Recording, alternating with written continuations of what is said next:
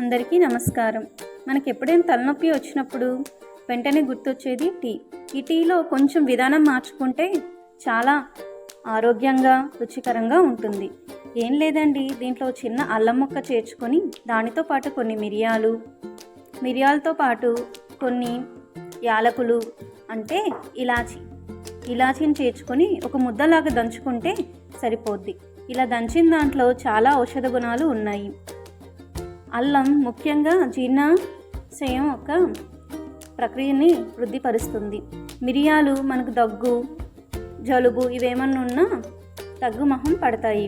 దీంతో పాటు యాలకులు మంచి ఫ్లేవర్ని ఇస్తుంది. ఈ యాలకుల వల్ల చాలా ఆరోగ్య ప్రయోజనాలు ఉన్నాయి. ఇవన్నీ చేర్చుకొని మరిగిన పాలల్లో ముందుగానే టీ పొడి కాసుకున్న పాలల్లో వేసుకుంటే సరిపోద్ది. ఇది కొంచెం పొంగు పట్టాక సరిపడా బెల్లం.